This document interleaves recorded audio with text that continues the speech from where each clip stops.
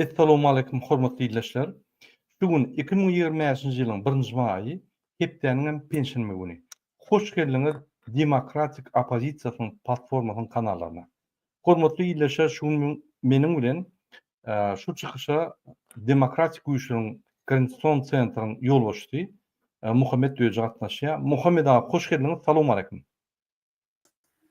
Salamu alaykum, salam vatandaşlar, salam Murad ağa. Hoş gördük. Sağ olun Muhammed ağa, hoş geldiňiz. Biz size her wagt garaşýar. Bizim şu platformamyzda DBT aktivisti Bagwan gatnaşýar. Bagwan, hoş geldiňiz. Salamu alaykum. Salam Bagwan. Aleyküm salam. Esselamu aleyküm vatandaşlar. Hormatly dinleyijiler, biz şu gün hem YouTube'da efir alyp barýar, hem TikTok'da efir alyp barýar. Siz bize TikTok'da da goşulyp bilersiňiz. TikTok'da görýänler käwagt men bütün kameradan seyrediyen gaty görmäňde öz habarlaryňyzy, pikirleriňizi Türkmenistandan näme habar bolsa ýazyp duruň. Biz onu derhal YouTube'da paýlaşarys. Hormatly dinleyijiler, bizim şuňky temamyzyň esasy çykyş manysy Alisher Sahatov we Abdullah Urusow azatlyk. Sizin bilişiňiz ýaly, eşitip görmedik bolsa ýatda diýär. Ine bir näçe gün ozal Alisher Sahatov we Abdullah Urusowy Türkiýede tutsak etdiler we deportasiýon lagera Türkmenistana iýermek üçin deportasiýon lagera goýuldy. Şondan bäri aktivistler üýüşüp advokat tutup, ýa-ni mass mediada gollug geçirýär we ine aktivistler bolup biz hatlar ýazýar, gollug edýär mass mediada we şu Alisher Sahatov we Abdullah Urusow Türkmenistana goý bermez ýaly, iý bermez ýaly Türk hökümeti ine biz ulu işler alyp barýar. Şuňky çykyşymyzyň esas maksady ine şu. Men ýene bir gezek size ýüzlenýän şu videoň aşagyna biz ibanlar goýar. Şu Alisher Sahatowyň aýalynyň ibany, Alisher Sahatov we Abdullah Urusow kömekler berek. Häzir edil maddi kömek zerur bolupdyr. Kimin näme ýagdaýy bolsa, näçe 5 dolar, 1 dolar, 3 dolar, 10 dolar geçirip bilýän bolsa, telede ýa manatda ýa-da dollarda geçirip bilýän bolsa, gayrat edip kömek edin. Şol iki adam aktivistler Alisher bilen Abdullah sizin bilişiňiz ýaly ýadandan çykarmaz. Sizin adatlygyňyzda, biziň adatlygymyzda, öz adatlygyna görüşüp gelýän bolanlar. Ýene bir zat aýtjak bolýan, hemme şu güneçli kömek, maddi kömek edenleriň hemme adamlaryna ulu taňýakyny bildirýän, hemme aktivistleriň adyndan biz size köp minnetdarlyk bildirýär, biz sizin üçin işleýär, biz sizin üçin hereketler edýär, biz bizim üçin hem hereketler edýär, ýöne sizin hem ýanky haklaryňyzy gorumak üçin, sizin hem adatlygyňyzy almak üçin görüşýär. Biz halk bolup adatlyga, öz haklarymyza görüşüp gelýändir. Şoň üçin kyn görmäň, kimin ýagdaýy boýunça, näme ýagdaýy bar bolsa, şuň güne 1000 goly dolar ýygnanly maddi kömek artanok. Men şu ýerden we ýaňja akşamrak Alisher'in aýaly bilen görüşdim. Gulala bilen görüşdim. Tuğulime özün bir saklaya, yani ýagdaýy düşünýär, şul görüşüň wajypdygyny bilýär, öz ärini Alisher golya, Abdullahyň golya, aktivistler golya ruhdan gaçanok, ýöne maddi kömek gerek. Şoň üçin kyn görmän şul maddi kömegini berip duruň. Sebäbi biz sizsiz hiç sad edilemzok. Siz bizim gatlarymyzda, ýanymyzda, öňümizde bolmasaňyz biz halksız hiç hareket etbilemzok. Ine şunu biz öňünden aýdýar. Ýene bir gezek ulu taňary ýakasyny hemmäňizde biz dinleýänigizde, bizi kömek edýänigizde, bizi gollaýanygızda, bizi pikirleriňizi ýazýanygızda we maslahatlar berýänigizde. Ine ýene bir gezek aýdaýyn, şu Alisher Sahatov bilen Abdullahyň ýagdaýy boýunça habarlar alyp durýar biz, ýa-ni dogan arnaşlaryndan ýa başga ýerlerden habar alyp durýar. Ýagdaýlar olaň erbetler çoğunlukça ýa-ni adwokatlar iş gozgap durlar, iş gidip dur we şol işte şol ýaly aktivistler Türkiýede ýa başga döwlede tutulan ýagdaýyna şonuň ýa-ni diňe adwokatlar çözülmeýär meseleni. Ýa diňe pravozachita çözülmeýär, ýa diňe aktivistler çözülmeýär. Birleşip çözämesek bolmaýar. Ine mysal üçin adwokatlar öz ýerine işleri edip hükman aýdýar, gayrat edin mass mediany saklap duruň şu material, ýagny ýangyn has wajib material bolmaly. Şoň üçin hemmede çykyş edip gollap duruň, protest edip duruň diýip ýa-ni nime diýär, bize görüşmek üçin gatan tat bolýar. Правозащитникler press release çykarýar. Diňe press bilen utup bolanok, diňe adwokatlar bilen utup bolanok, diňe mass mediýa biziň siýasatçylar hökmüne çykyş edilmez hatlary ýazanlar bilen utup bolanok. Şol utuş hemme şol ýaly elementleriň jemleýiji ýa-ni netijesi. Şoň üçin ine biz uttuk, siz uttuňuzda hemmemiz uttuk, halk bolup uttuk bolýar. Şoň üçin şu meselede şuly iş alyp barýan ýerine adamlar bar, olary da köp taňýar gatyn ýöne her bir aktivist şuly işe goşulmaly. Minimum özü çykyş edip, özüniň platformalaryna çykyş edip, şu materialy dol beýan edip, halkdan kömek sorap, maddi kömek, gollaw kömek, her hil kömekler sorap, Alişer Sahatov bilen Abdullah Urusov Türkmenistana gitmeliler. Her zat etmeli. Şoň üçin ine men DBT Halk Hereketi'nin adyna aýdan ýalňyja biz Zoom geçirdik. 3 sagatlap şo ýerde şu meseleleri seredişdirdik. DBT Halk Hereketi dolu golya oglanlary we elinden gelen kömegini eder. Muhammed abi, inni şu Alişer Sahatov bilen Abdullah Urusov boýunça siz näme pikir edýäňiz? Türkmen opozisiýasy şular saklap bilermi ýa-da şular hökman Türkmenistana gidermi? Ýa-da ine Gurbanuly Berdimuhammedow ogly bilen bütün dünýä kanunlar bozup, ýagny biziň TV gadymyzy satyp, ardan bakadan ýa-ni şertnama baglanşyp, Serdar Berdimuhammedow şo ýere baryp, Türkiýe baryp, şol Türk hökümeti bilen söwda hakynda şertnama baglaşyp, diplomatik uruny bir topar şertnama baglaşyp, siyasi, iqtisadi şertnamalara baglanşyp, o ýerde de ýa-ni gada ardan bakadan berip, şu aktivistler almana edýän hereketleri hereketleriň düýbi şo biziň baýlyklarymyzy satyp, şo baýlyklardan ýa-ni beýlik döwletlere basyşlar ýa avantaj berip şu aktivistler ýygnaýar. Ine şu ýerde ýene de biziň baýlyklarymyz bolanýar da bize garşy. Ine sen muňa näme diýjek? Biz näme görüşler şu ýagdaýda? Biz näme ýa-ni biziň pulumyza, biziň baýlygymyza bize garşy görüşilýär da. Näme bir reaksiýa bermeli? Näme şunu durup bolar? Öz pikirini aýtsaňyz. Wede murada şu wadeçeliň gidişi şu meselen birincide şu iki tane kahraman ruhdan düşmäni aýtjak zatlaryny aýdyp oturlar. Hiç ruhdan düşene gaýtam halky ýüzlenip aýtýarlar. Biziň ykbalymyz näýli bolsa da siz göreşi dowam edin diýe. Biziň ýolumyz hak. Biz watan üçin, ýurdumyz üçin, şu milletimiz üçin şu etýär öz çağalar amma ýoksa şolan hemmesinin bilýär ýagdaýy näýli boljan, onu da şu ýola giderler. Şola diňe watan üçin, Türkmen halkynyň, Türkmen milletiň ykbaly üçin, Türkiýede közenip beren halklar üçin, Türkmenistanyna közenip beren hökümet işgärleri üçin çäreden çäre alyp gidip ýörler. Aýlyk bermäni polisiýalar jinaýata mejbur edip beren polisiýalar üçin hem şola şu zatlar edip oturlar. Olan hereketler hem diňe Vramka konstitusiya, kanun boýunça dünyadaki bar düzgünler boýunça hereket edip oturlar. Şol üçin şu bir ulu zat biz üçin. Ondan soň ikinji aýtjak bolýan zadım, görün iki tane oğlan. Hiç zada sayılmayan Türkmenistan'da adamın hatabına sayılmayan adamlar nähille derecede Berdimuhammed'i korkutup başardılar. Berdimuhammed giyice unni şunlardan korkup nämetçeğini bilen ha. Şol üçin hem ejezini tatıvam, ayalını tatıvam, bir hille edip şolar getirecek bolýar. Şun ýanakdaja namarçylyk edip otyşuly gülençi diýip, tebebi eger gülençi diýip şolara dokumentasiýa düzeltek, şun ýany günäni şolara ýükläp bilsek, Erdoğan arar diýip, Erdoğanam yalan alacak bolýar. Şeýtirip, hilegärlik bilen, mekirlik bilen biziň arasy aktivistlerimiz alyp gitjek bolýar. Üçüncü aýtjak bolýan zadım şu bir ulu göreş. Biz indi bir güýç bolup diktatyryň öňünde dur. Ýurdumyz talayan haramzadalaryň öňünde dur. Ola da bizden gorkýarlar. Biziň bir topar aktivist halk bolup öz hakymyzy ýurdumyza eýe çykjak bolup göreş boldy. Şu göreş hem häzir şunda dur. Olar şolar alyp gitjek bolýar, biziň berjekkä bolýar.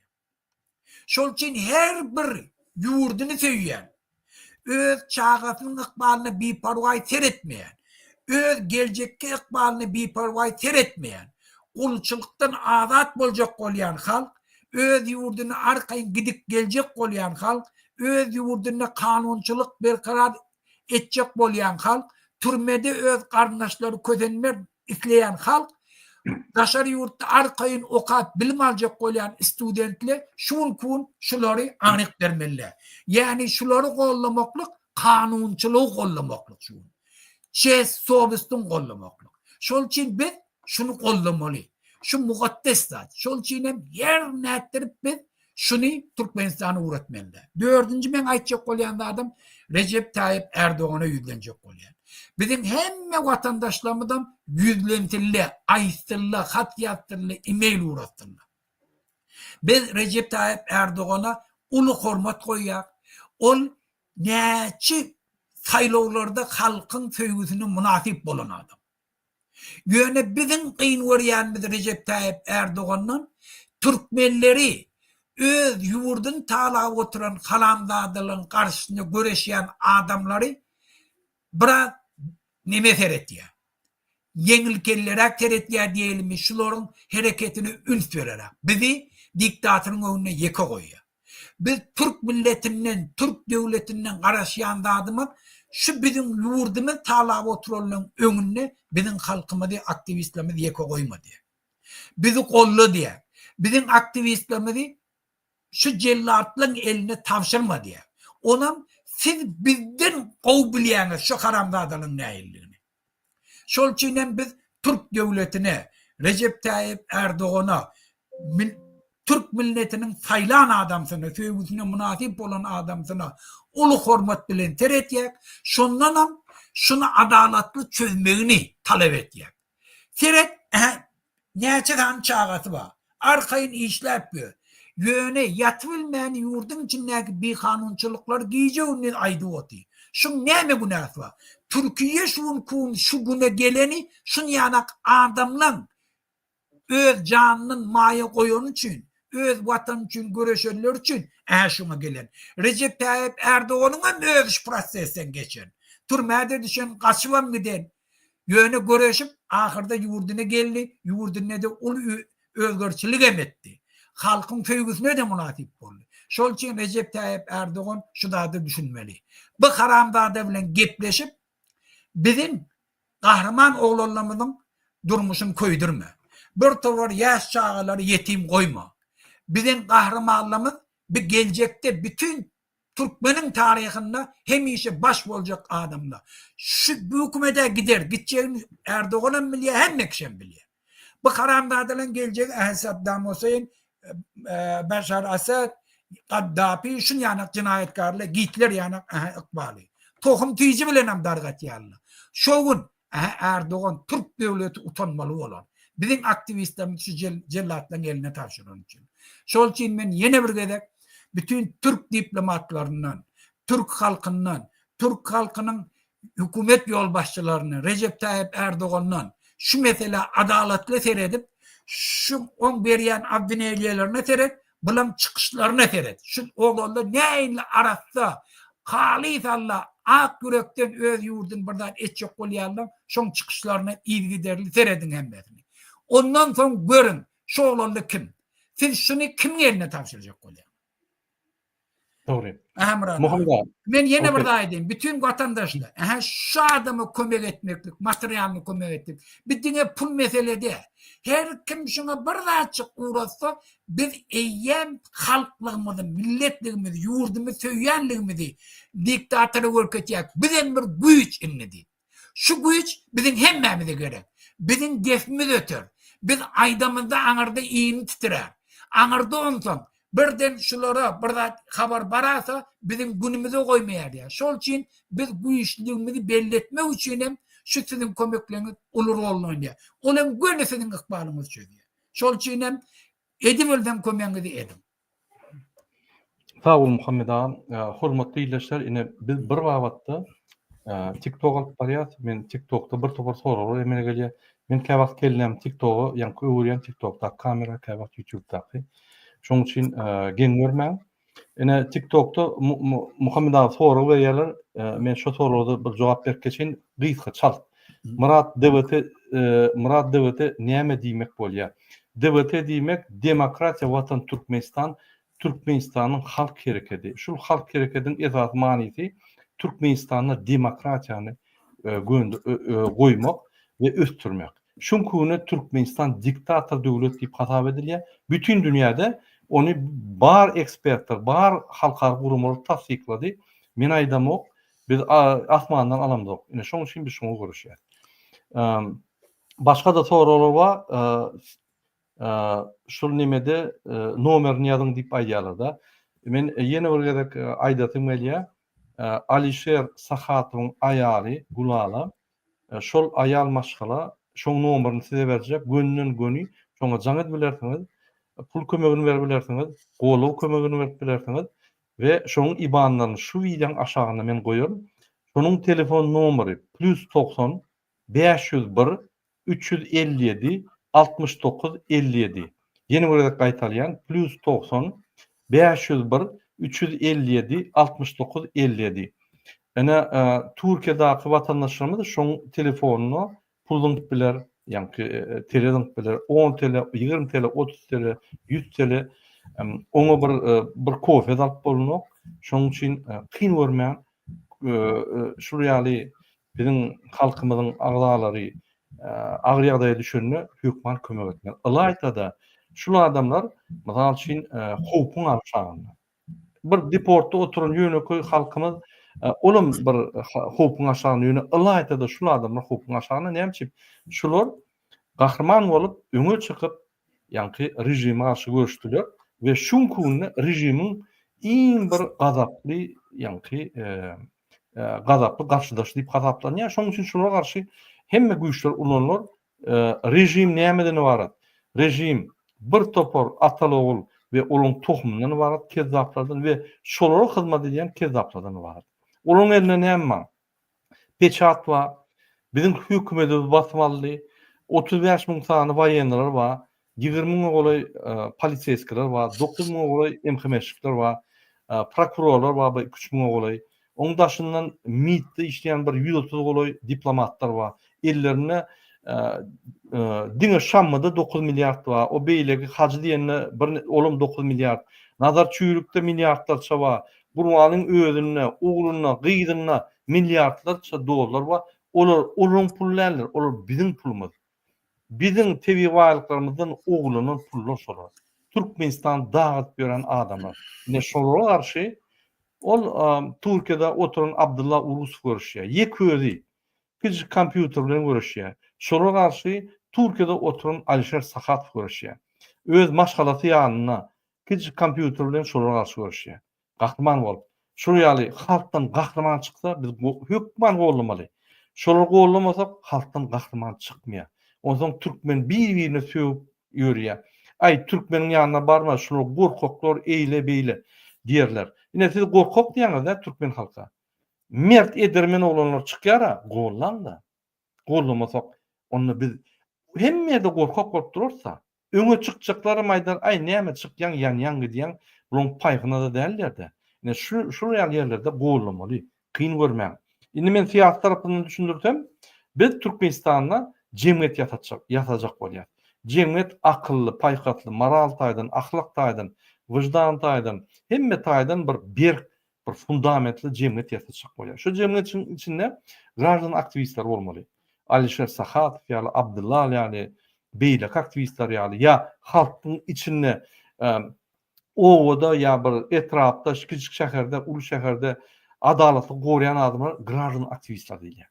Ine şolar jemgyýetiň içinde esasy birleýän adamlar. Şunu biz gollamasak, erteki günne sen gyýdyň, ogluň köçede zatdy bir kanun hakyny bolsa, polis, emheme gün böküp durarlar da şonu gorarlar. Saňa derek gorarlar. Şoň üçin bize şol ýaly adamlar öňe çykanda arkasyna direk bolmaly. Biz çykylmasek, çykýanlara direk bolmaly. Şoň üçin biz size ýülenýär. Kyn görmän, $5.000 halk üçin pullar. Şunkuny, ananyň $5.000 bir 10 adam eýem Türkmenistanyň her aý urulupdy. 10 adam daşary ýurtda 2 milliondan 10 adam ýerýär. Biz eger $5.000 ýygyna bilmesek, öz gahrymanlarymyzy golla bilmesek, $5.000 niden gelip çykdy? $2.500 her bir adwokata bermeli. Şol adwokata berilýän puly biz häzir sizden haýy edýäs, kömek ediň. Ine şonu biz ýygyna bilmesek, onu diýmek biz öz gelecekde ýa häzirki günde öňe çykýan gahrymanlarymyzy gollandyk diýmek. Ýok man pul meselesinde sen puluny töle bilemokmy ýa pul goýup bilemokmy? Jaň edip aýal maşgalatyň boldy. Ýa-ki ruhuny aldyr, göwnlük ber, menem madi, sag bolsun diýip minnetdarlyk bildir. Olam hatapdyr. Şoň üçin biz biwjdan bolmaly, biz öz gahrymanlarymyzy gollamaly. Şonku günde şul uly äpet rejime garşy, ýa bellek geçdim. Şolara garşy ul bir arkadaga diýjekkä beýleki daga garşy görüşen adam gahrman bolýandy. Her kim görüşilmeýär, her kim elinden gelmeýär. Ol gaty uly risk, ol maşgalany hemme risk goýmar bolýan. Ine şonu boyun alan adam, saýdam teçilen adam şonu gollamaly. Şoň üçin sizden şo gollawy haýy edýär, unutmaň, gyrada biperwalyk etmeň, kömek ediň gaýradyň.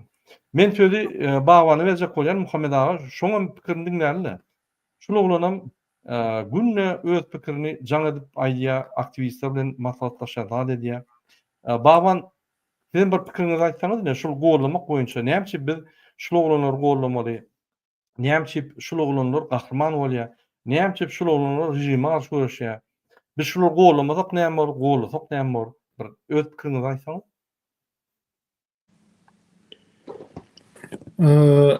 Türkiýe döwleti soňky döwür türkmen aktivistler üçin hoply bir döwletleriň arasyna girýär. Onuň bilen bir hatarda Russiýa, ýene beýleki SNG döwletleriniň arasynda şolarym girýär. Kazakystan edi. Indi bärde aýtjak zadym, esasen Türkiýe döwletinde Türkmenistanyň grajdanlary eken. Şolaryň arasynda da aktivistlerim bar. Indi Farhat Durdeýew ýagny Farhat Memmanquliýew tutup alyp gitdiler. Indi iki sanak oğlu aktivistlerimiz Alşer Sahatov ve Abdullah Orusov olar üçin biz azatlyk talap etýäs ve Türkiýe döwletinden dileýäs, ýagny şolary azatlyga goýbermek üçin.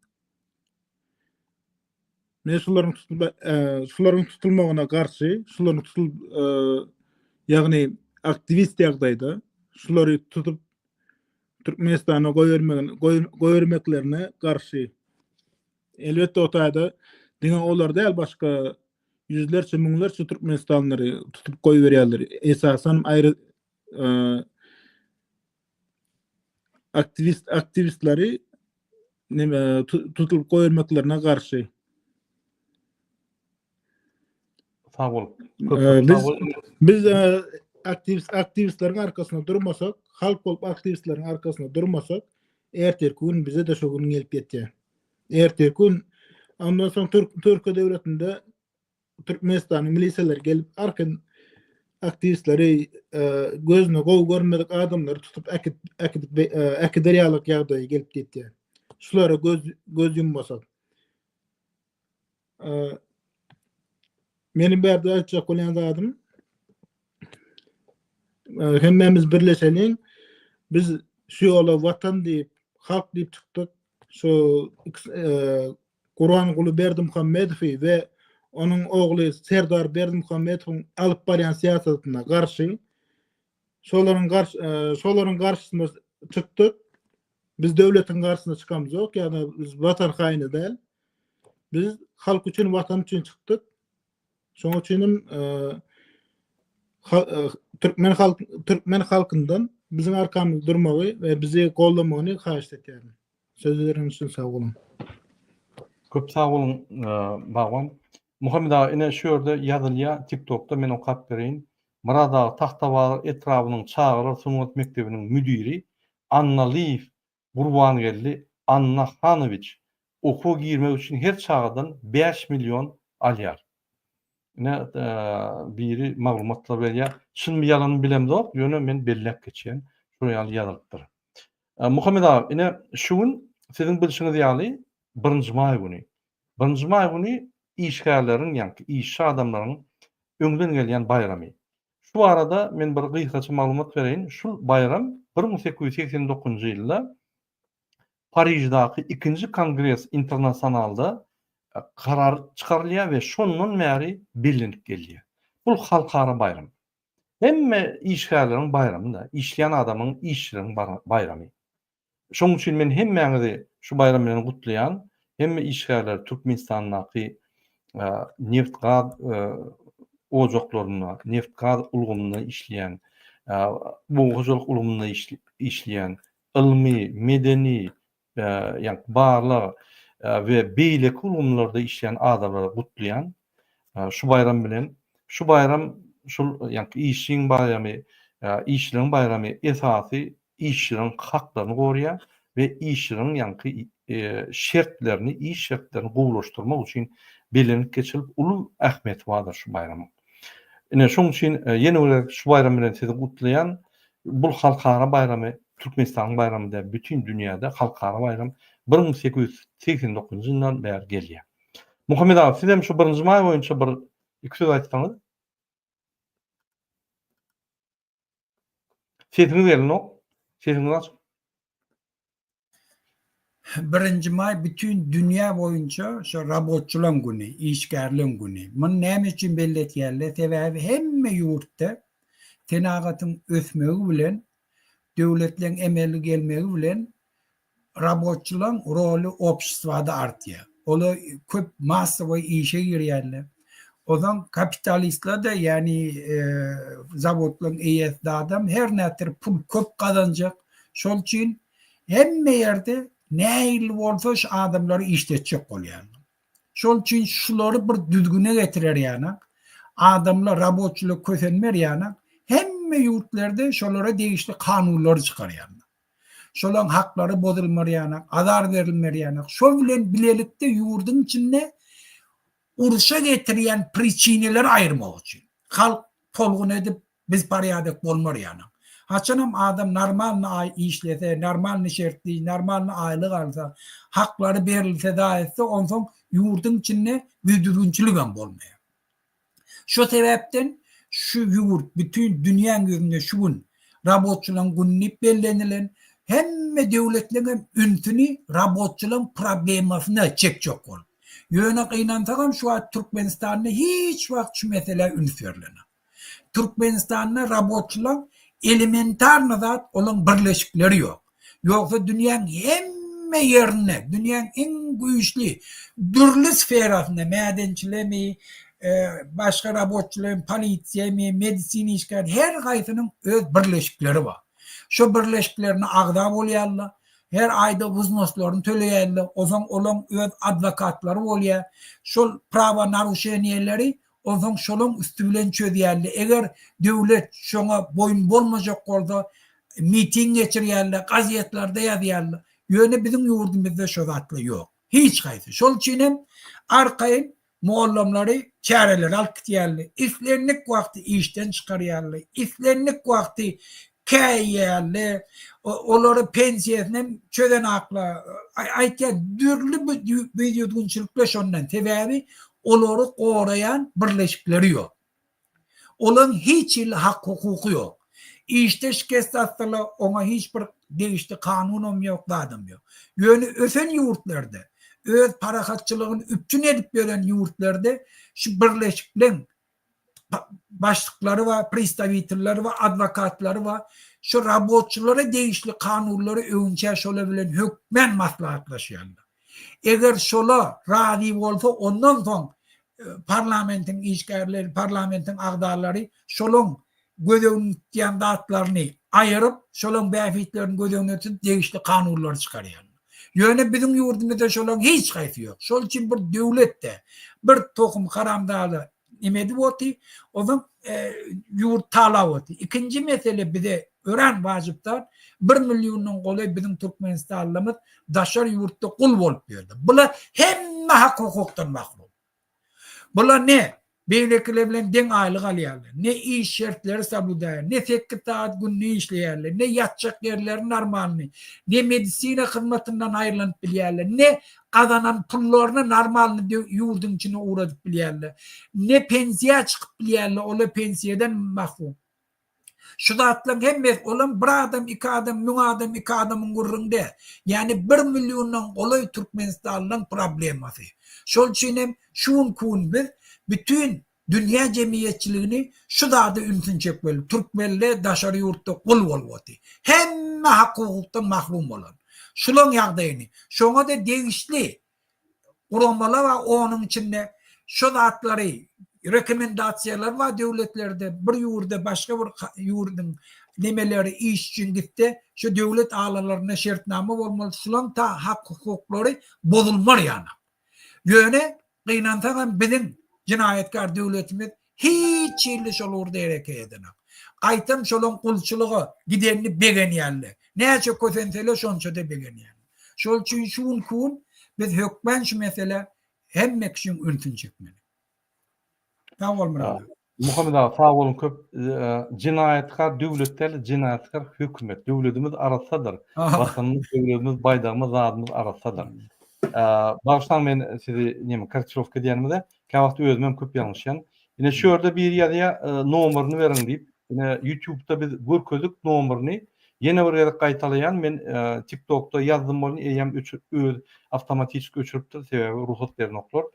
Gaýtalaýan ýürüýte nomeri Alişer Sahatyň aýalynyň nomeri maddi kömek ýa-da goly berjek bolsaňyz +90 501 357 69 57.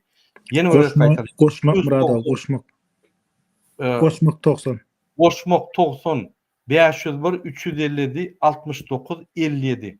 Şu nomera jaň edip gollawy ruhuny galdyrýaly, maddi kömek ederýaly ýa-da telefondan telefon bilýäňiz gaýrat ediň. Diňe Türkde bir 800 000 olay adam işleýär.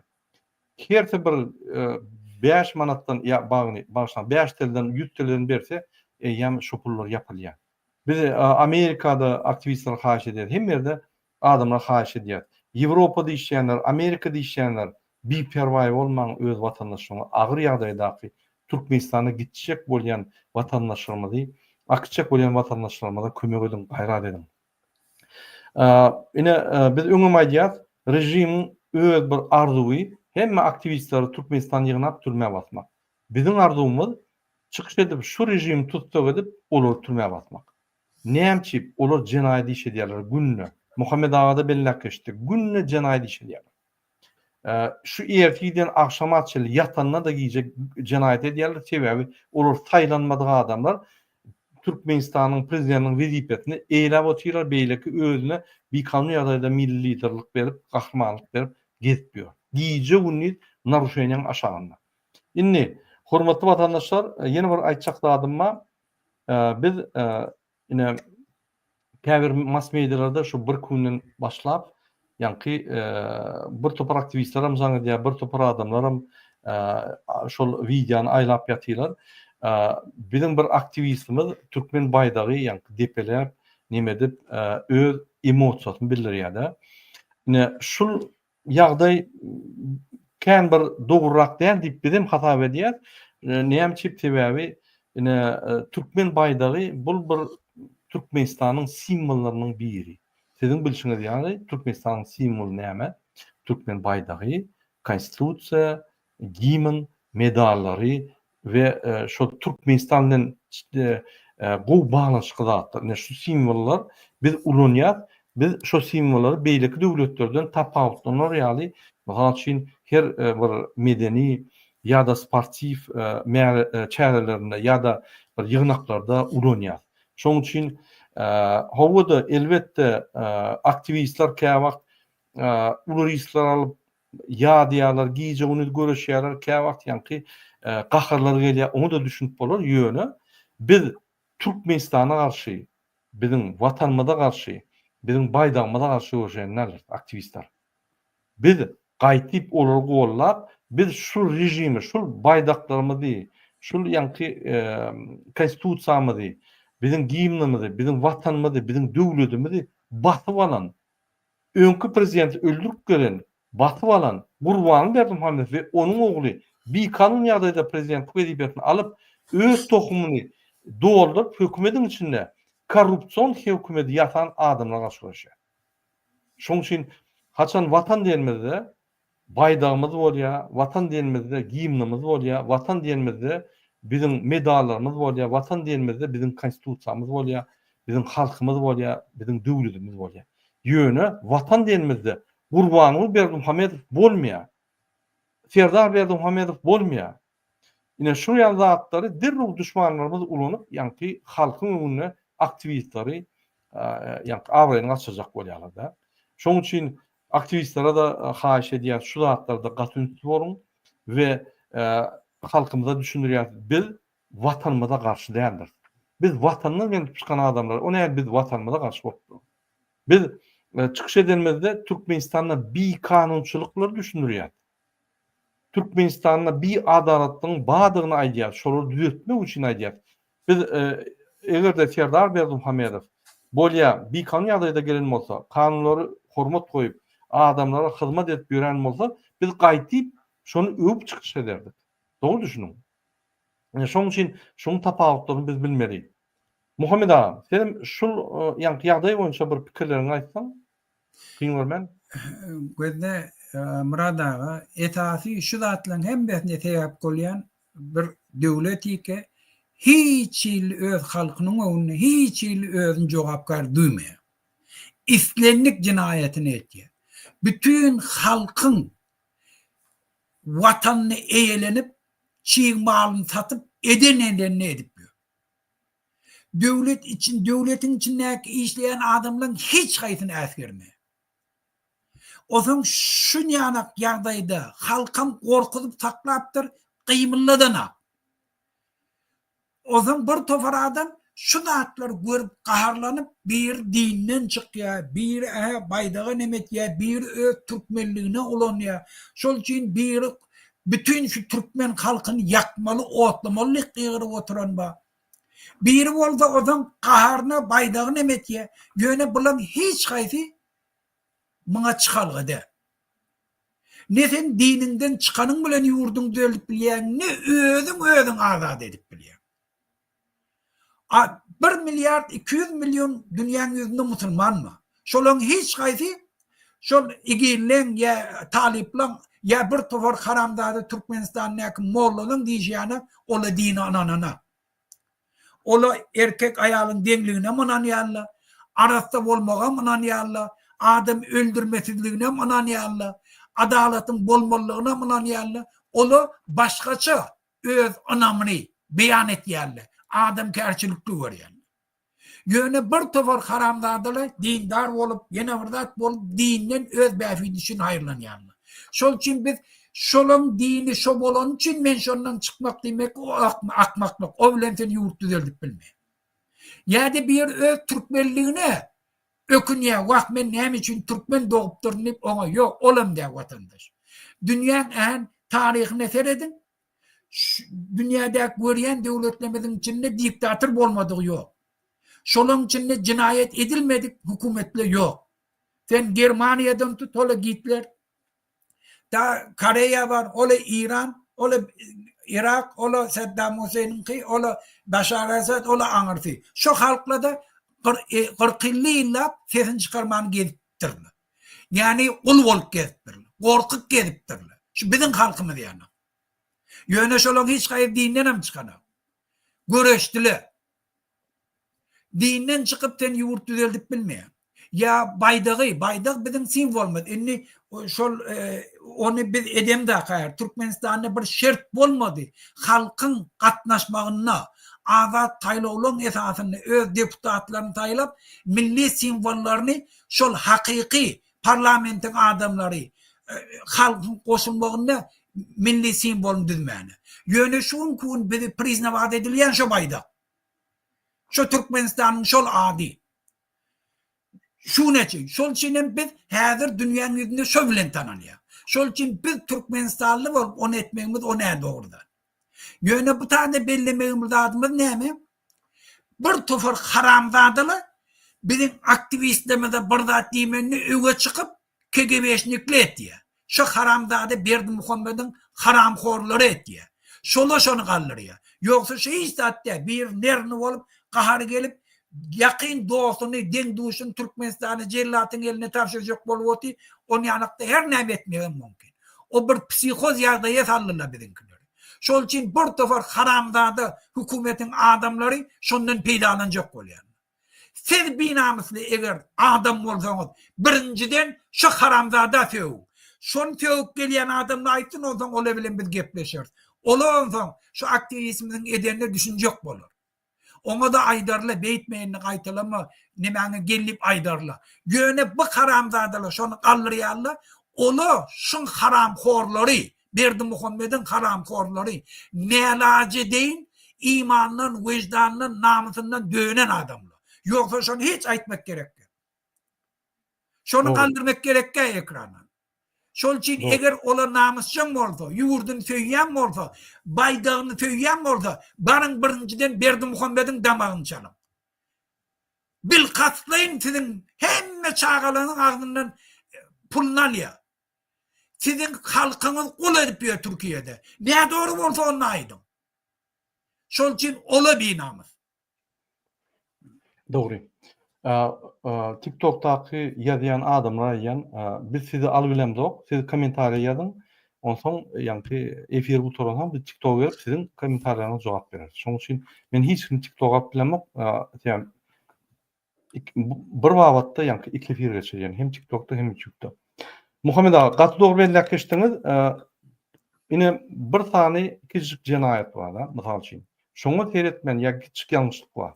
Şunu seyretmen adamlar kurban olayım, uli yanlışlıklarını aytman, yani şu küçük yanlışlığı aytıp, yani şondan ulu bir neme edip, ajataj kaldırıp, aktivistlere karşı görüşerler de.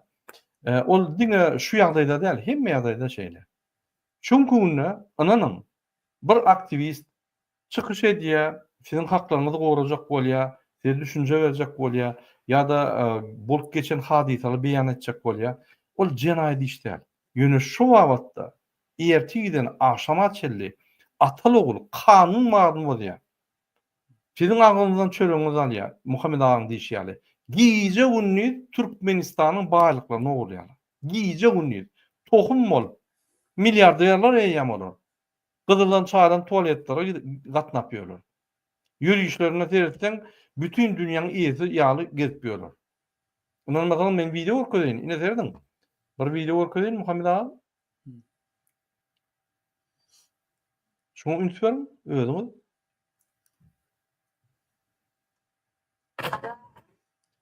Ine şul aýal maşgala Gurbanlyň gyzy.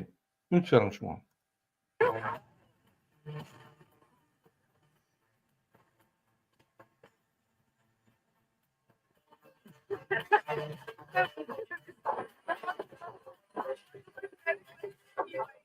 Ünsüberdin mi Muhammed ağa?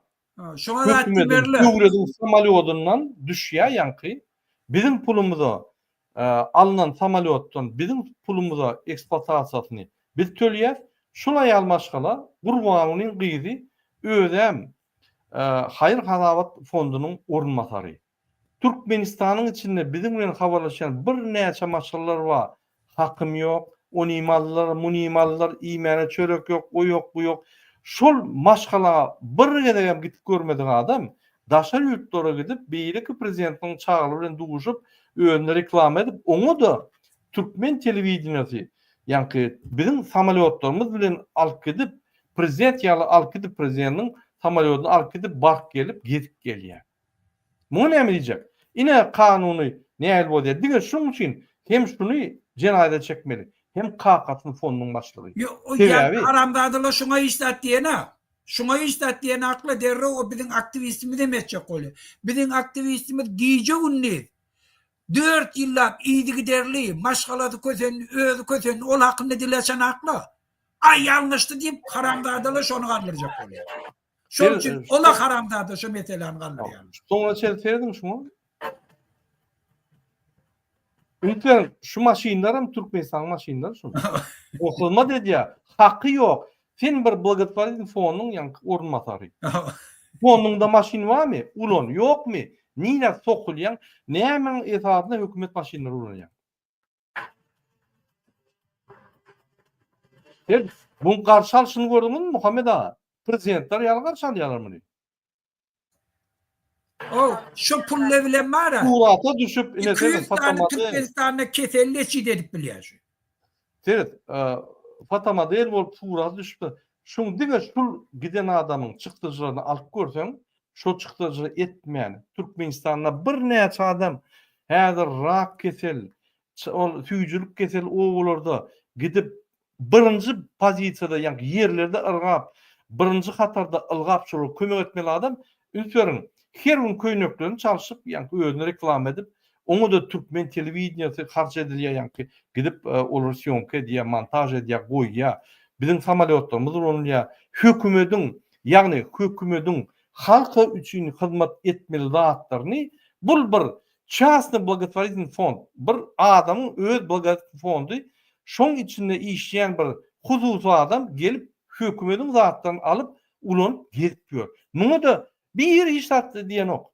Hani genel prokuratura? Hani suwdyň başlygy? Hani meclisde oturan deputatlar? Näme paýdany o? Sen halkyň puluna niýe gitýär? Sen hökümetde işleýän ýok, sen bir fonduň ýol ormasary. Näme dahylyň var hökümete? Näme hökümet näme samolyotuna alyp gidýän? Pulunu töledingmi? Ýok. Näme esasyna berdiler? Gurbanly, Serdar Berdimuhammedow, näme esasyna şu jenaýat işler edýär?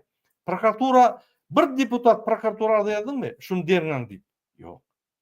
Bular ine şulay almaşgala egerde meclise girýärde deputatlar bir-birinden beter el çarpyşyp şonu gollap, şunu ýalamaly ýerine ýalaýarlar. Han Türkmen hökümeti? Hani halkyň içinden çykan hökümet, saýlawlardan çykan hökümet? Hani halkyň içinden çykan deputatlar, meclisler, danışgarlar, meclisler? Hani şolar? Näme şolar ýa halkyň arkasyny gorap, halkyň pullaryny gorap, halkyň haklaryny gorap, näme şolar jenaýatçy aýal maşala aýdan oklar? Oho! Sen gutoran kezzap. Näme işläpýärdin maşynçylyk edip, ýa hökümetiň zatlaryny unutup ýordun. Inanyň, egerde bir minister hökümetiň zadyny öz melligini, emlägini ýa hususada ulansa, onu jenaýata çek basýarlar. A bul munamy reklama edýärler, bul ýa jenaýatyny tasdikleýän Watan Habar programmasy. Mundan beter tasdiklamak suwtnamada gerekkä, ine görünüp durar. Näme şunu prokuratura derru narushnik ediren. Näme iksan toğulansa şol adamy 5 ýyllyk basýarlar. Bir adam nasatda 5 ýyllyk basýarlar, ine şunu tasdiklanan jenaýat işi. Näme şunu jenaýat nämäni gozan oklar? Hani kanun? Hani konstitusiýa? Hani konstitusiýany gorayan prezident?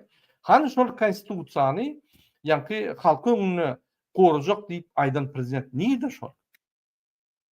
Hani Türkmen döwleti? Hani senin arkadaňyz, konstitusiýa, kanun sözler edýän, kim bolsa kanun men işini görem diýen, hani şol? Ýokdur. Şeýle şoluň yktyýarlyk bilen edilýär şu zatlar. Ünsep sezdiň ýerine.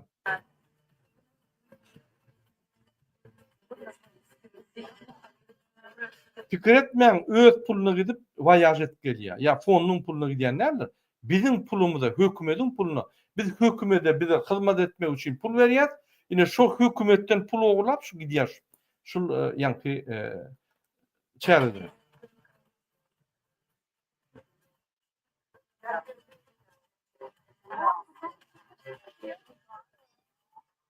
Beýleki Mirzoýewiň gyzy prezident ýa-ki gyzy geldi diýip hyzmat edýär. Bu bolsa öz prezidentiň ýa-ki doganynyň kakasynyň ýagdaýyny ulanyp, şonuň ýagdaýyny ulanyp hökümet meşgulnäki hökümet enjamlary, hökümet materiallary alyp ulanyp, hökümetiň pullaryny ulanyp, ine şu ýa-ki voyažlara gatnap hizmet edip ýör. Ünsörüň.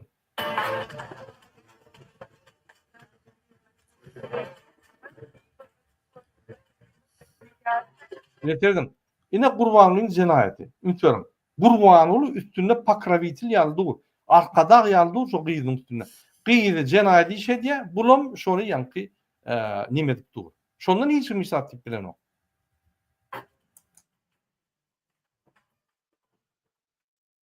Ene şuraya al Muhammed ağa. Inni men ýene bir video görkezýän ruhsat berseňiz.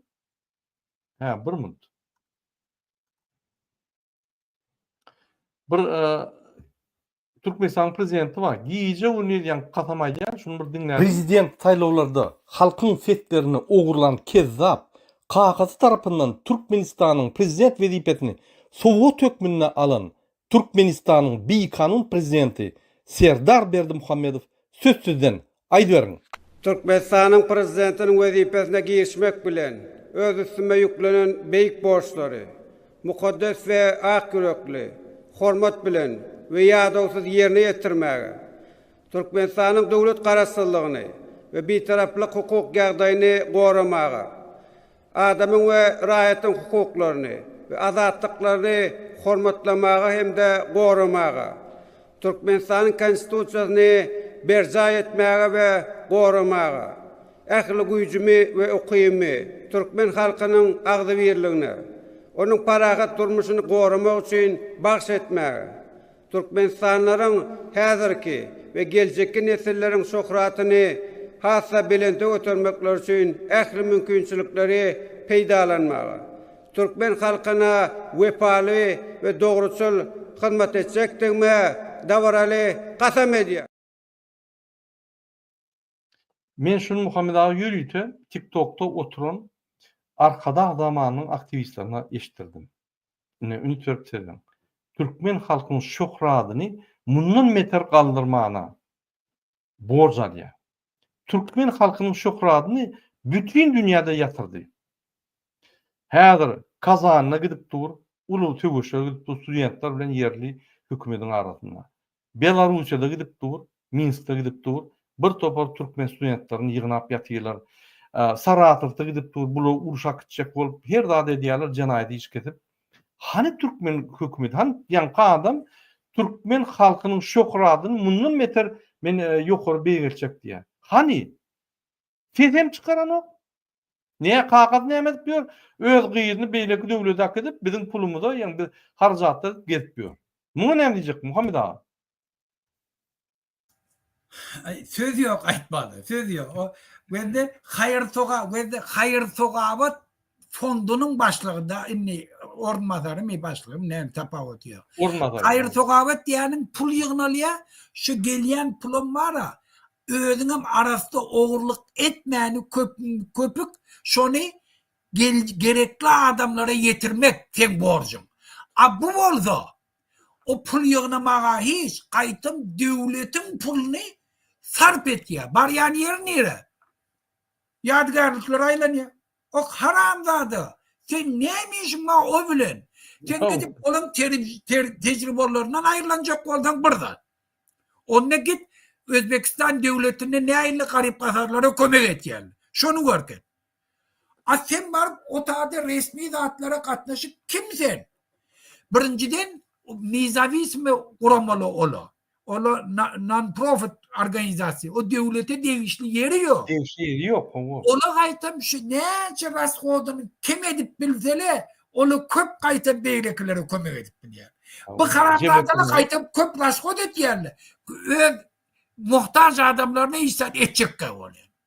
Aha bulan karamzadalık dereceleri. Hakiki.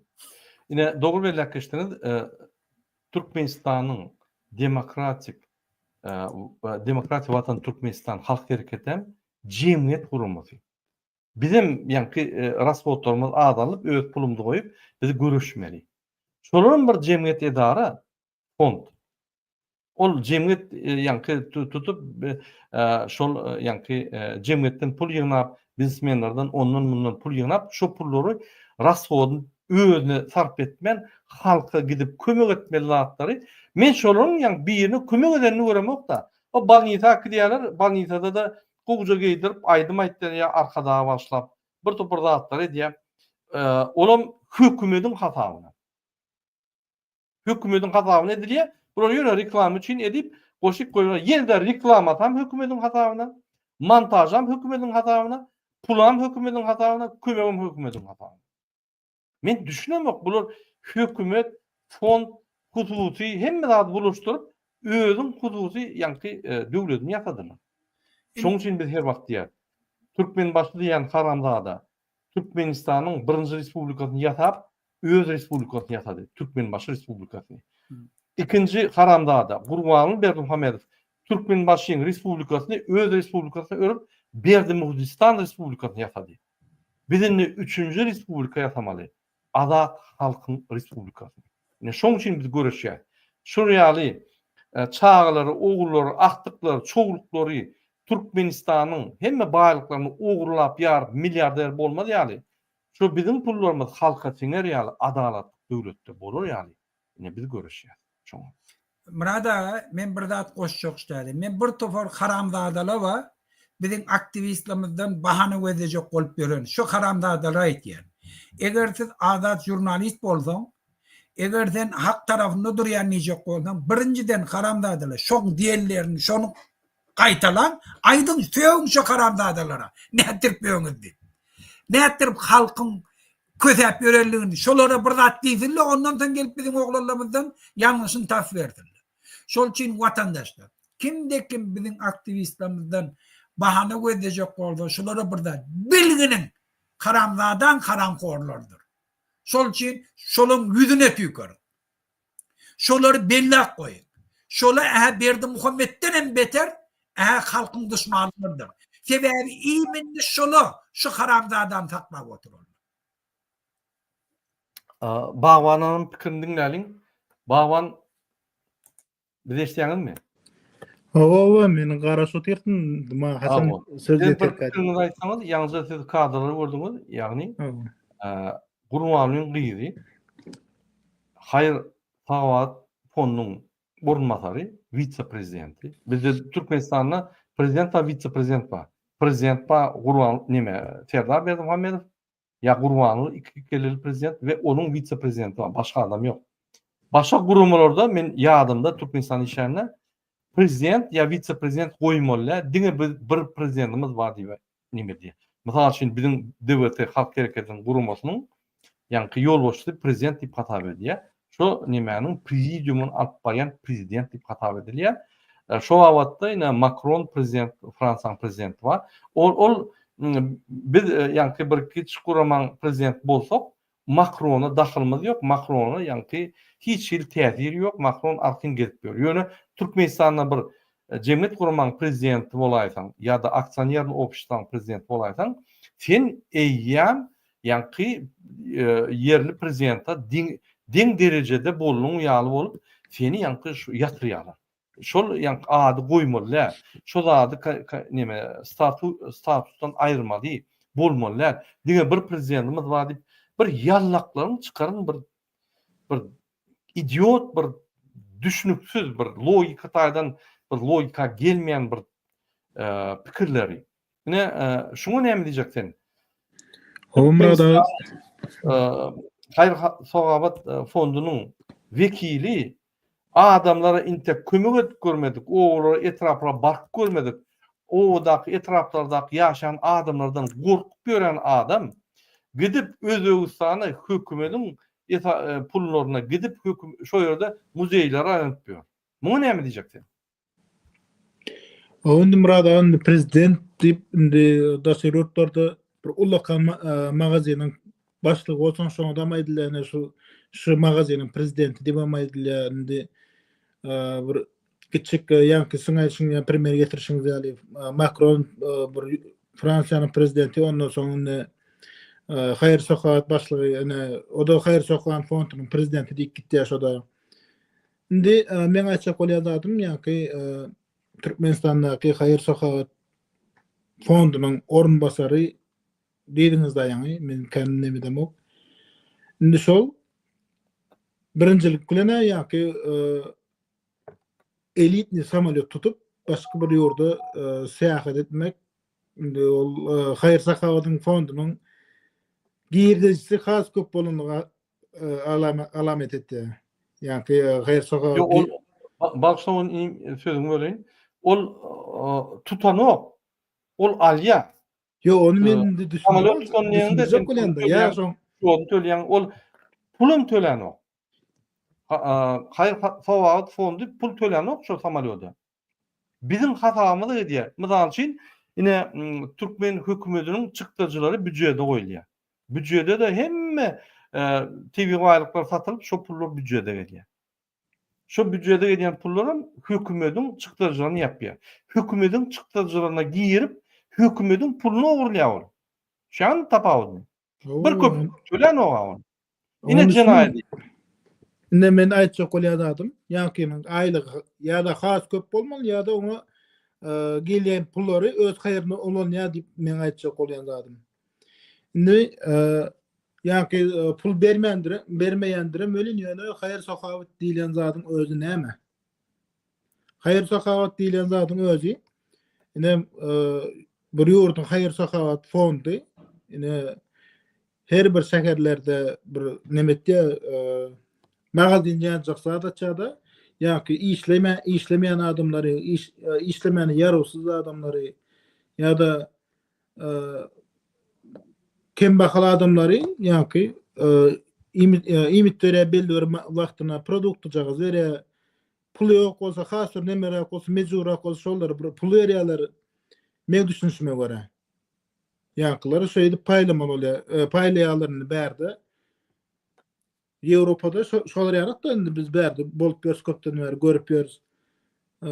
Kömek etýärler, neme medisina kömek etýärler, dermanyna kömek etýärler. Sen jaýyň ýok bolsa şu jaýy gurup berýärler, milliardlarça dollar çykaryp şu jaýy ullakan bir köp katly binany gurup ýa-ki öýsüzlere ulanmany berýärler. Haýyr sohawatyň etýän işi. O öýüň içinde bar, siz 5 ýyl zatelyň içine geçip berýärler. Hemme zat täze, hemme zat oňorlan, remont edilen, täze basylan hemme zat. Ne haýyr sahawat hakykatdan hem işleýän bolsa, ana şolar ýany işleýän. Bizinkiler näme? Bizinkiler haýyr sahawaty öz ýüzüne atýarlar. Näçe müň sanyk adamlar ağaç gezip ýör. Indi ağaç gezip ýör desem aýdyrlar, hana haýy ağaç gezip ýör diýip. Sen daşara çykdy bir gördi, Aşgabatdan daşara. Aşgabatda ýaşap ýören adamlar aýtýardyr, hana kim diýär şonu? Kim aýtýar şonu diýip. Arada TikTokda näsany invalidler pul sorap oturýarlar. Yalanmy? Men ol invalidler pul soramasyn diýemok. Haýyr sahawatyň etmeli işi şolary bejermek, jaý bilen üpçün etmek. İmit bilen üpçün etmek. Gerek bolsa şolary biraz pul bermek. Ana şo haýyr sahawatyň etýäni etmeli işi. Dogry. Yeni bir aýtjak zadym bar, şo ýa-ki Gurbangul Berdimuhammedowyň gyzy bar edy. Indi bul öz gyzyny çıkarıp reklam et başlady, reytingini galdyrjak bolup başlady. Erti bir gün şonu başgarak, ýokarak wezipe bellese de kan nemetmek haýran galma diýjek bolan. Indi Türkmenistanyň watandaşlaryna gelsek, Türkmenistanyň aktivistleri değişildi. Men häzirki aýtjak zadym, sebäbi aktivistler bu zady boyun alyp çykdylar. Hemme zady boyun alyp çykdylar. Ýöne Türkmenistanyň watandaşlaryna gelsek, 18 ýaş, 20 ýaş, 22 ýaşda Türkiýe gitýärler. Ta bir beýin agyrdyp bir invalid bolup gitýänse, bolmasa da bir 60 ýaş şeýle Türkiýede, Ýewropada, Amerikada, Russiýada işleýärler, töveleme. Ol wagtlaryň içinde de çağalar öýlenýär, akdyklar nemetde, akdyk bolýar. Olar şo işläp pul uratmaly da öýüne bilýäňizmi? İşläp pul uratmaly, maşgalasyny eklemeli. Ýöne şollar 60 ýaş, 70 ýaşa barandan soň olar Türkmenistana dolanyp barýarda, arkyň bir ýaşda kelesine goýup ölümüň gelmesine garaşyp ýatýarlar. Indi bir adam diýen zat işleýärmi? Altı wazir çağılan bilen ýygnap bir parka gidersiň, daýzalanka gidersiň, mamalanka gidersiň, bir oturarsyň, gurumleşersiň, bizde uje olar ýanyk zatlar ýok indi. Bizde 18 ýaş, 20 ýaşdan soň haýsy bilen gurleşen, bu zat ýalan zat däl. Türkmenistanda näde çıkıp gidip bolarka, nirde iş tap bolarka. İş tapsam aylıklar gowjy bolmaly, olar öýüne köprä pul uratmaly, şeýde maşgalasyny eklemeli. Ýene gaýtmaly 60 ýaş 70 ýaşdan soň öýüne baryp ölümni garaşyp ýatmaly. Ol eran durmuşyň näme manysy bar? Men bärdin özüň öldür diп aýtjak bolamam. Ýöne bir açyk realny düşünün ýöne realny düşünün. Sizin uğratýanyňyz, siz aýda bir $200 zat uğratýansyňyz ýöne olar çağılaryň mektep eşikleri dedi, çağılaryň bär dermany, en atan nemeleri olar karossiz şolar üçin işlemeli däldi. Siz Türkmenistanyň içinde şeýle bir şert döretmeli ki, siz Türkmenistanyň içinde işlem wagtyňyz, sizin aýda girdijiňiz, çykdajiňyzdan köp bolmaly da.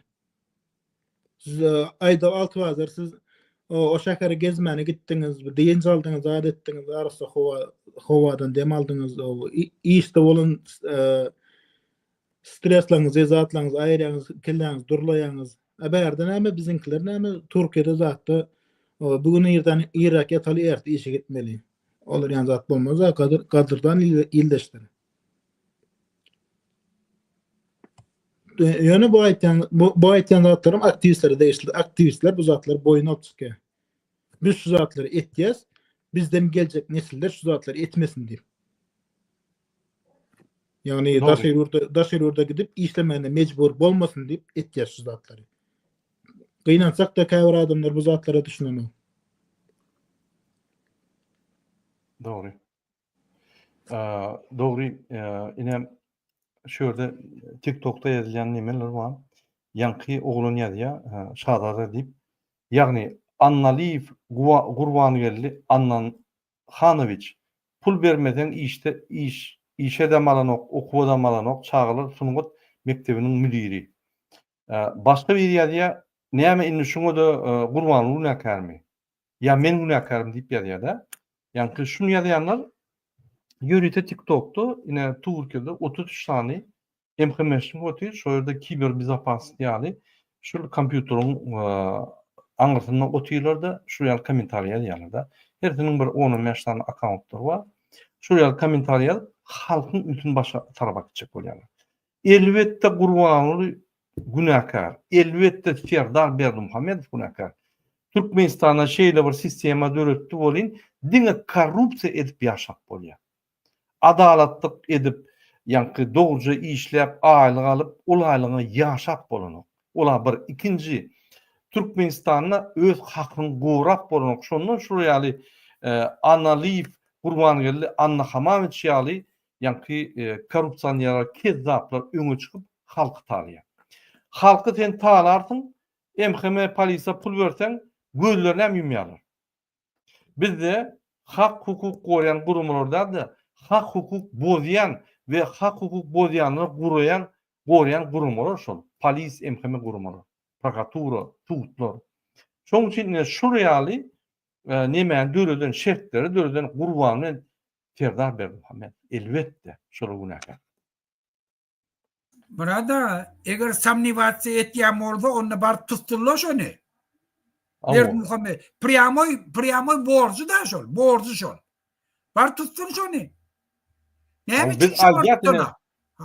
Biz aýdýatine ýazyp durum, gidip barňa şunu tutun şunu. Näme tutan o? Ýaňja men görkezdim siziň ýa-ni Alawal Serdaryňyz. Men Türkmen halkynyň şöhratyny mundan meter ýokary galdyryn. Men adalatly, kanunçylygy saklar, men şoňa boyun alýan diýip gasam aýdýar. Hani ine Türkmenistan 170 döwletiň içinde 165-nji ýerde korrupsiýa boýunça. Onu biz bellemdi ama bütün dünya ketkitledi. Ekspertler gelip ketkitläp, analiz edip, zat edip ketkitledi. Türkmenistan'ın internet açtın, mesela 170 döwletiň içinde 170-nji bolar. İnternet şonu bekliyor. Ölürtürler, barbarlasınlar da näme üçin eden? Barbarladylar o. Gaýtyp özü içip özünü kast edip ýa-ni 3-nji etajdan aşaklaryny özüne zımdy diýär. Beýlik oglun bul şoglany türmede ýa-ni izolatorda vurup ölürseler, ay bul wara Normal psihik saydan bir nime tramadol içip öz-özüni vurup öldürdi diye. Ol bul diýene bunuň jogapları hem idiotik. İdiotik jogaplar. Bu jogaplaryny da bütün dünýä türlerinden bilýär. Bular kezzapdan bolan adamlara iş alıp kezzapçylyk ötürüp kezzap ýoluna ýa idiot jogaplary bütün dünýäde berip ýatylar. Ananyň ine Amerikada bizmenler jaňyda baýdy, "Ey, hökümetiň wekillerini gördük. Ular ýa hökümeden bolanmaý. Sen güreş başlayan maňa näçe berjek?" başlaýar. Prezident bilen duşakmy? $50.000 diýip başlaýar. Men o intek näme etjegimi bilemok, men siziň bilen işejegimi bilemok. Eýýem ýa-ni hökümet işgärleri derrew ýa stavka goýýarlar. Bu kelle işgärlerini kabul diýen zatlaryny diýip maňa jaň edip aýdýar. Gurbanuly Berdimuhammedow bilen duşak bolsaň $50.000'dan $100.000 çeldi. Serdar Berdimuhammedow bilen duşak bolsaň $50.000'dan $100.000 çeldi we 30% puluny srazu getirip bermeli. Ne? Kim şonu näme diýär? Şeýler goýa aparat prezident. Näme tutanoklar şolary? Näme şolary ýapşanoklar? Ýak gürlen hökümete gelmişek. Türkmen halkynyň şöhratyny beýle galdyrjak diýen. Näme ýapşanok? Öz 5 metram ýok öz kabinetinden öz aparaty. Şu ýerde kioskda ýa-ni köçede kioskda ol marozna satýarlar. Marozna alsaň, gyzyl marozna alsaň 5 köpük, ýa-ni ýaşyl alsaň 10 köpük, gyzylyny alsaň 3 köpük diýip satýarlar. Şol ýaly hekim boljak bolsaň 50.000, etrap hekimi boljak bolsaň 10.000, polis müdiri boljak bolsaň $30.000 getir daş edýär agam. Ey, näme döndürdiňiz hökümeti? Hökümetmi? Şunu siz gorýaňyzmy? Ya şunu ýa-ni Serdar Berdimuhammedow bilen Gurban Berdimuhammedow günäkar däl diýäňizmi? Aparat prezident oturan ýerinden 50 metram ýok. Kapyny açsa, gyýgyrsa ılgak gelýärler. Şolardan başlamaly. Olum da özünden başlamaly. Her bir vizita kommersant gelse $30.000 alýar. Özünden başlamaly. Onu ýagny Annaliýew, Gurbanyňly, Anna Hamyçdan başlamaly. Ol daş entek oňa ýetinçek, ýa-ni ol diňe bir kiçik etrap köpeýär.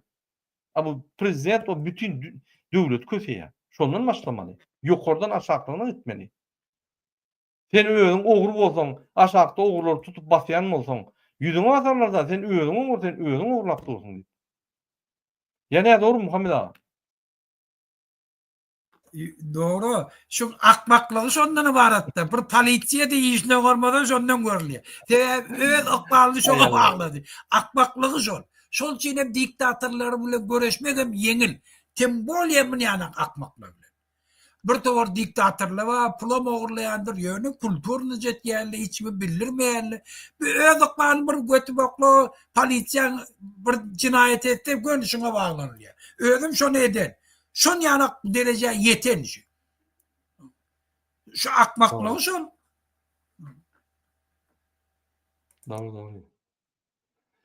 Şu ýaly MHM'ler otyr Türkiýede kommentariýa diýerler, zat diýerler, halkyň ünsini bu tarafa çekçek bolup, hakykaty gizläp, bulardan talap edýärler. Men aýdyn MHM'de ýol boşdy, gyýgyrya MHM'şikler. Siziň ýüzüňiz bir dewlet aktivistine degen ok. Oňaran ok diýip. Şo ýa. Şoň üçin bular mezbur ýagdaýda.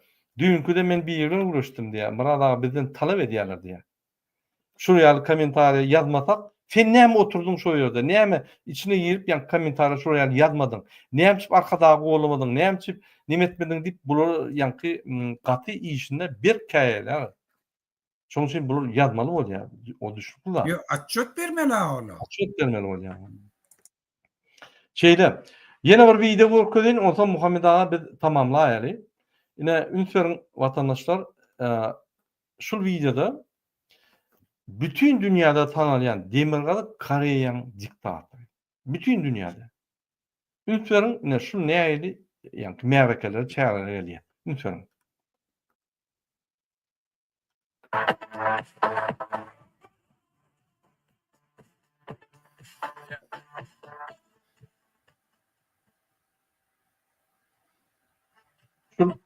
el şarkıçylaryny gördüňizmi? Türkmenistany men diýärmişim.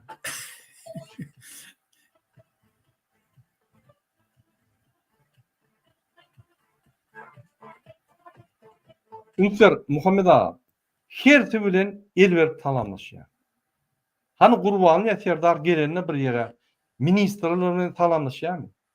Olar görgüler o mallar ýaly, çopun gelýär, o ýatagda mallar ýaly, gyrak açyp şöyle stroy bolup durýarlar. Mejlidiň başlygy, gülkünç mejlidiň başlygy deň bir hatarda ýörmeli prezident bilen. Ondan hem ýokardy. Gurbany Berdimuhammedow mejlidiň başlygyndan ýyda ýörmeli. Mejlidiň başlygy öňdedir. Ol hökümetiň ýolbaşçysy. Ýagny kanun çykaryş hökümetiň ýolbaşçysy. Gurbany Berdimuhammedow ol bir pampersli ýaşularyň ýolbaşçysy. Ol bir soветник ýaly, matlagatçy. Bu da hökümet şonku günne bütün dünýäde ýa-ni konstitusiýon ýagdaýda kanun çykaryş hökümet bar beýleki döwletler bilen kanun etatynda gürleşip bilýän hökümetiň ýolbaşçysy. Ol ikinji rýatda stroýda ýörýär. Raşid Meredowyň ýygyna. Onuň bir gulçulukda. Gurbany ýörenni bular deň däl, ikinji rýat däl. Ol mallar ýaly stroýda, ýa-ni agyldan çykan mallar ýaly stroýda, umum stroýuň ikinji gataryna ýörýär. Han Türkmenistan döwleti. Serdar Berdimuhammedow sen prezident däl, sen bir Türkmenistan hududy edara däl, özüňi öwürdüň. Döwlet ýok bizde. Ne derdim? Nada? Ha, bir mi? Söz vereceğim. Şu çağırış var da şoları ne eleyecek bolum. Bolýa. Indi şul video seyredelim. Şu ýerde Çemen Öre diýen bir ýaş gelin Amerikada çağırýar. Ýa-ni hemme türkmen halkyny. Ünsürtdiňler. Azatlyk we erkinlik. Halk bu zatları ýatdan çykarmaz. Bizem şu wagt işimizi ýerine ýetirip durus, bizem hereketlerimizi güýçlendirip durus. Bizem güýçli bolup başladyk. Bizim hem indi güýçimiz bar. Halka we hemme aktivistleri, hemme türkmenlere çağırış. Alın, hereket edin, tiz-tizden protestler edip durun. Indem hemmeňizem başarsaňyz, nirde protest bolsa şoňa gelin. Washington DC'de protest Türk ilçihanaň we Türkmen ilçihanalyň öňünde ederiz nesip. Türkmen halky hiç korkma.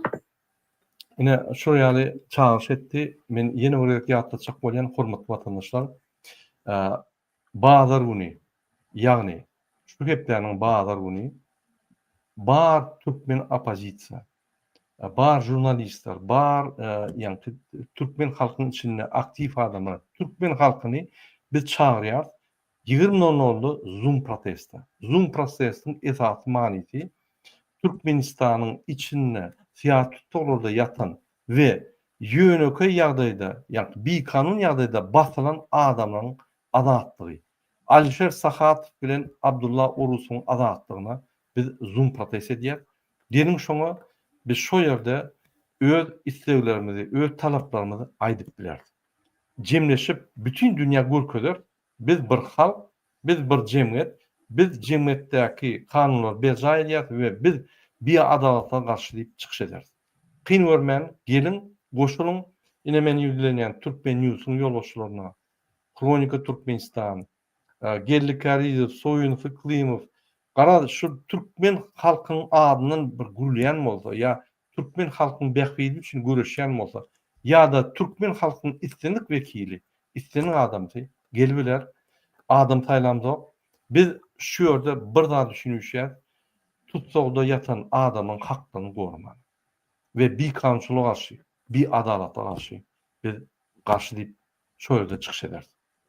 Muhammed abi söz size berýän, sizin bir aydın öz pikirlerinizi. Men ýa-ni şo Çemen Öre Türkmeni abidinä istip şo ýerde märi ýaman aktiv hereket etgelýär, şo çağırış etdi. Şu bir hepden içinde Türkiye'nin pasoloswasynyň öňünde Washington'a protest geçirecek bolýar. Men hemme watandaşlarma aýtýar, hökmen gatnaşyň. şoň nemesini iýerlen, bizem habaryny belert, wagtyny haçan diýse, bizem aýdar hemme kişini çağırýak şu zatlara aktiw gatnaşyp. Biz Sakatow bilen Urusow Abdullahny Türkmenistana tapşyrtmalylar. Biz Türkmenistandaki türmedäkilerin ýagdaýyny gowlaşdyrmaly, bizim aktivistlerimiz türmelerden çıkarmaly. Bizim şu mugattas borcumuz. Şol üçin hem Vaskresiýenýe gün, bazar gün geçiriljek Zoom protestine de hemmeňizin aktiw gatnaşmagyny. Yani hi bolman özüňiz gatnaşmasaňyz şu wagt gelin, seredin, view'nu köpeldin, näçe adam köpçü view bolsa, şoň öz boluşly bir protestdir. Şol üçin näçe köp görseňiz, şonu paýlaşsaňyz, like goýsaňyz, şoň her gaýta bir okdur düşmanyň ýüregine. Ola korkor. Şol üçin hem aktiw gatnaşyň. Biz hükmen bizim aktivistlerimizden, yani Abdullah bilen Alşehir'in deportasiya edilmenin öňüne geçmeli. Şu adeçeliğini saklap bu. Inni suud bolar. Suudda da biz hükmen utar. Men pikir etýän Türkiýe döwletem oýlanşar. Şolary oýlanşmaga mejbur etjek zadam şu bizim şu zatlara aktiw gatnaşmagdan baratyr. Şol üçin watandaşlar hükmen pul kömeği dedin. Pul kömek hükmen ne? Ediva motiyle edin. O da neçe köp bolsa. Şonça yürekle birleşiyor. Adam ruhu birbirine bağlanışıyor. Şonu özümüzde vatançılık duyguyu oyandırıyor. Şol için o dine pul vermeklikte biz öz yüreğimizde vatançılık duyguyunu kaldırıyor. Men bir oğlanla birbirine gepleşemde men näçe şu zatlara gatnaşan bilen inni diye öýme daşar ýurtdy Türkmenistany getirdim diye. Inni gurrun hemme Türkmenistan hakynda gurrun etýek diye. Çağalamyz watany söýüp başladylar inni diye. Şol üçin watandaşlar näçe biz kömek etdik, näçe şu zatlara gatnaşdyk, öýümüze türkmençilik getirer. Öýümüziň içine watançylyk getirer. Çağalamyzy watanyňy söýmäne, watanyňa önüne jogapkärdirsin. Şol üçin hemme zat etmelilersin deyip öz maşgalamyzyň içine getirdiğimizden ibaretdir. Şol üçin watandaşlar aktivistler gollayly. Bolýan, bagan açykladyň bolsa aýt, menimjemle biz efir tamamlamaly. Men Gys Karagaydaýyn bazaryn boljak Zoom'a hemmeňiz çağırýas. Zoom Alşer Sakatow we Abdullah Urusow barada şolaryň azatlygy çykmaklygy barada bolýar. Gelin öz pikiriňizi aýdyn. Ýa-da aýdyp bilmeseňizim Muhammed aganyň diýişiňi gelip seredip oturun. Gattor belekişdiňiz. Egerde kim Zoom'da çıkıp bilmese ýa-da Türkmenistanyň içinden bolsa ýa-da Zoom'da ýa-ni protestde gatnaşyp bilmese, siz öz sözleriňizi bize iýerip bilersiňiz. Ine meniň Telegram adresim bar. Sabaşka Kurbanov MKA. Şoňa iýerip bilersiňiz we şo ýerde biz sizin sözleriňizi özüňiz gaýtalap aýdyp biler. Türkmenistanyň içinde bolsaňyz, goşgy, surat, ýa ýazgy iýerseňiz biz onu işdiririz. Ýa-da tekst iýerseňiz biz onu işdirip tökmän. Şoň üçin biperway bolmaň, gatnaşyň we öz watandaşlarymyzy gollaly. Agyr ýagdaýda watandaşlarymyzy gollaly. Şonuň bilen biz efirimizi tutarýar, hemmeňize birinji bilen Jantal arzu edýär. Men telefon nomerlary görkezdim. Alişeriň maşgalatynyň telefon nomerlary ýene bir görkezýän. Siz şu nomerlara jaň edip maddi kömegi ruhuny galdyrmak üçin ýönede gollaw kömegini edilersiňiz. Kyn bermäň edin. Şol kömek edenlere ýene bir taňarykatyny aýan siz ýalaklar Türkmenistan fundamenti bolar. Siz ýalaklar bar bolansoň Türkmenistan entek dur. Hoş sag bolun, innik gepleşiklere çeldi, innik duşuklara çeldi, hoş sag bolun.